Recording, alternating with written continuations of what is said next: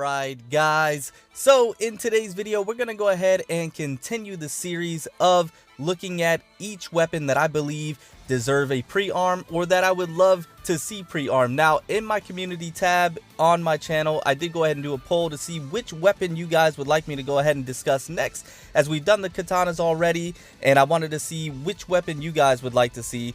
And in that poll, the majority of you guys did want to see these scythes discussed next on the ones that I would like to see pre-armed. So that's what we're going to go ahead and do in today's video. I think there were like 507 votes, which you guys are awesome, by the way, for going ahead and voting. And I believe it was like 58% voted for scythes. I will go ahead and put a screenshot of that up right now so you guys can check that out.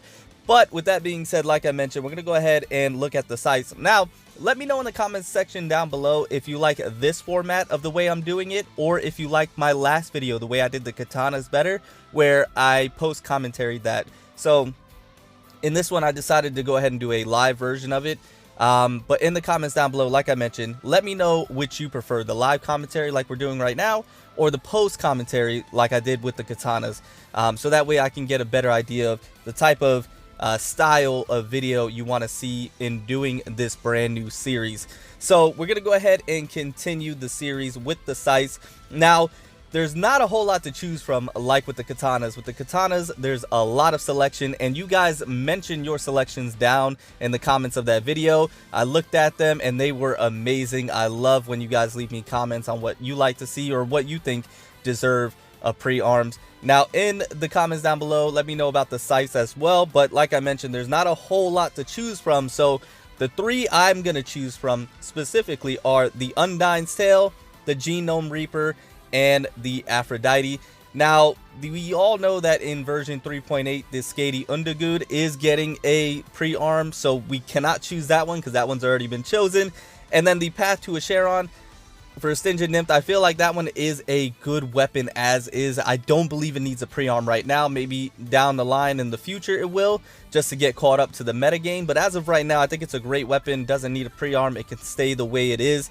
So the three, like I mentioned, Genome Reaper, Undyne's Tale, and Aphrodite are the ones that we're going to choose with. And we're going to start with the Undyne's Tale. This is the applicable weapon for Swallowtail.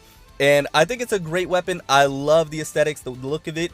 But can you imagine how they can make this weapon look once it's pre-armed?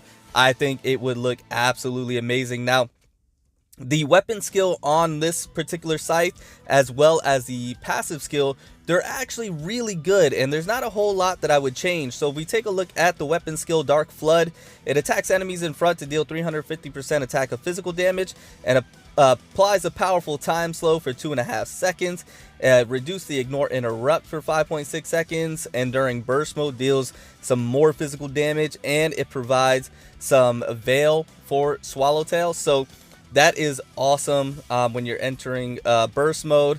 And then if not in burst mode, you enter the warp state. And then for the passive skill, wielder gains 12% faster attack speed, so you're attacking faster. When you're hitting enemies from behind, you gain an additional 10% total damage multiplier buff for 6 seconds. Triggering the skill again resets the duration. So this actually is a great weapon and passive skill for this scythe in particular. You're doing damage, you're getting ignore interrupt, you're getting some veil back. Now what I think the pre-arm can do for the Undyne's Tale, if we're just speculating, is that when you attack enemies from behind, you gain veil as well. I think that would be really great. Maybe some movement and attack speed, that would be awesome. And then you guys know me, I love my damage reduction. So if the weapon skill, when you popped it, you got some damage reduction, or if you're hitting enemies from behind, you gain like 50 or 80% damage reduction, maybe some more ignore interrupt, things of that nature, I think will really help the Undyne's Tale out for Swallowtail. Make her a little more tanky, make her not as squishy, and then you get veil back a little bit quicker. But outside of that, I mean, I think everything else is pretty good. I think this is a great weapon in general for Swallowtail. Makes her really viable, but pre-armed, if we add those things, I think she will be caught up to the metagame, and I think a lot more people will be using Swallowtail, especially as a quantum type Valkyrie. I mean, I think that's so important because that typing is very, very valuable in my opinion. But those are the skills that I would like to see improved if this weapon got pre-armed. And then, like I mentioned, to be able to see how the design of this would look, I think would be absolutely fantastic. But with that being said, let's go ahead and jump right over to the Genome Reaper. Now, the Genome Reaper, this one is very interesting, at least for me anyways. Now, when Phantom Iron first came out, I did not gravitate towards that Valkyrie whatsoever. If you were to go on my Valkyrie list right now and take a look at Phantom Iron, you will see 0 resources invested into that Valkyrie. For whatever reason, I just was not particularly too high on that Valkyrie. For whatever reason, I cannot explain it. I'm not sure why. Just, I guess, didn't fit my playstyle, or I just was not that interested at the time. But the Genome Reaper, if it was to get pre-armed and they were to do it in a specific way, I think it would have me use Phantom Iron a lot more than I do now, which is none at all. So let's take a look at it. So the weapon skill Toxic Avalanche releases neurotoxins every half second to deal 60% attack of lightning damage to nearby enemies. Duration 4.9 seconds. Then unleash a powerful toxic mist that deals 380% attack of lightning damage to nearby enemies. Pretty good, not bad at all. Then the passive skill sends Stalker characters move speed buffs, physical and elemental damage of attacks. For every 10% move speed buff, gain 3.4% damage, max damage buff of 23%. Character gains 14% move speed. So interesting passive skill there. With your move speed buffs, you gain some physical and elemental damage. That's pretty good. And then the weapon skill neurotoxins, dealing more lightning damage, that's good also. But I think this weapon could use a pre-arm, and I think it's a prime candidate. Now, bear with me, stay with me on this one. If you were to pop the weapon skill on the pre-arm, how cool would it be if you were able to ride that dog or that wolf, that animal that you summon that's with you? In my opinion, I think that would be absolutely fantastic. Being able to do attacks with that dog on, being able to attack while you're riding that. Think about it. It's something that MiHoYo would be able to do. It would be the same mechanics as Bronya riding the bike, the same mechanics as when you're Yae Kasumi having the ultimate, when you pop the ultimate again, having that fox come out. I think they could do it, and I think it would be awesome. I think it would be such a unique mechanic, and I think it would be one that would make Phantom Iron, people would use her so much more often if you're able to pop the weapon skill, maybe hold the weapon skill down, or just pop the weapon skill and then use the ultimate skill or the attack buttons to attack. Just like when you're riding the bike with Bronya, she does that spin attack. Maybe the same thing with the dog, or the dog, jumps on somebody, being able to attack with it. I think that would be a fantastic idea. I'm just saying, MiHoYo, look into it. I think it would be an easy mechanic to implement in the game, but that's just me. I think that would be great. And then once you hop off the dog, you have some additional lightning damage. You have some damage reduction buffs. You get a pseudo barrier. That would make Phantom Iron meta, in my opinion, or at least so much more fun to play with. And I think a lot more people would use her if that was actually a thing. Let me know in the comments down below if I'm thinking too far-fetched, which I probably am.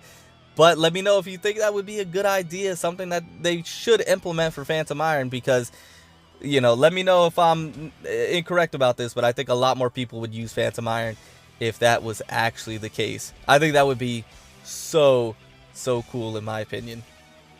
Now, moving on to the last weapon, but certainly not least, the Aphrodite for Umbral Rose. Now, this weapon, first of all, is fantastic. Secondly, it looks great. So I can only imagine what they would do when they pre-arm and they, change the design or look of this weapon. But it is a great weapon overall. So as far as it getting pre-armed anytime soon, I don't believe so. But when it does, it's going to be, in my opinion, a top tier weapon. So let's take a look at the weapon skill. Thorny Rose. Blink and appear behind the target foe to deal 248% plus 8 and 26% attack of physical damage to all nearby enemies. I think that blink and appear behind the target is a great mechanic. It allows for extra survivability. Being able to move around and be a little more elusive is great. And then being able to do that additional physical damage is pretty top tier. Now, Where I think this weapon is fantastic is in the passive skill Marigold's Luck. The wielder deals 12% bonus physical damage. Basic attacks, including charge and combo attacks, deal 120% attack of physical damage to nearby enemies on hit. This effect can be triggered one time every 6.4 seconds, and its crit rate increases by 100% against mech type enemies. So I think that is incredible. 100% crit rate increase against mech type enemies is just phenomenal, because it makes her so useful against those mech types. You already have an advantage, and then getting that 100% crit rate, she just melts mech type enemies. So I think that's great. Now, one thing that I think would be incredible about pre-arming this weapon is if she was to get healing on either the weapon skill, which I think the weapon skill would be great, or on the passive skill. If she was to get some healing over time, I think that would be awesome. But something that I think would be incredible and a awesome mechanic, especially for this weapon and Umbral Rose in general, is if she was type neutral or effective against all types to all infinity. So even biological types, she's effective against them, or she's just type neutral against them, and then effective against psychic type enemies. I think that would be a great mechanic, to where she has no disadvantage with this weapon, if that was just built into the passive, or if that was built into the weapon skill. I think that would be a great mechanic just in Honkai in general, not just for a weapon or for this one in particular. If they were just to implement that, where if you were to pop a weapon skill, or if a Valkyrie or a weapon in their passive skill has where they become type neutral towards a disadvantage affinity, or if they become effective against all types, I mean, that would be phenomenal. How broken would that passive or that skill just in general would be on a Valkyrie or on a weapon? I think that skill would be too good on a weapon, so on a Valkyrie. But if they were to implement it in a pre-arms, I think that would be cool as well. I would be all for it. And they could do it for multiple weapons or multiple Valkyries. It doesn't have to be just for one. So I think that would be great. I think that would be an awesome mechanic. But definitely healing on this one, I think, is the more logical and the more sensible route for this weapon, is to have some healing on either the weapon skill when you pop it, just healing over time, or if you switch Umbral Rose out, she gets healing just like Blood Dance. When you do the weapon skill and then you switch them out, they get healing. I think that would be really good here. And maybe some ignore interrupt if she's able to attack with like a 50% ignore interrupt or something of that nature, or 100% against mech type enemies. I think that would be awesome as well. But let me know in the comments down below, guys, what you guys think of what we discussed today. Let me know what your three scythes would be and what you would choose to get pre-armed. Those are mine. The Undyne's Tale, the Genome Reaper, and the Aphrodite would be the ones I would choose for the scythes. Also in the comments down below, if you want me to go ahead and do another poll for which weapon to go ahead and choose next in the series, I will definitely do that. Or just let me know in the comments down below which weapon you'd want me to do next in the series. I hope you've been enjoying the content so far. I hope you've been enjoying this new series, and I cannot wait to go ahead and bring you the rest of the weapons. But that is going to be today's video. With that being said, I'm going to get out of here. Remember to stand out, be different, have fun, go further beyond in everything that you do. We are so extremely close to 10K subscribers. I'm excited, but I'm going to get out of here. I'll see you guys later. Bye.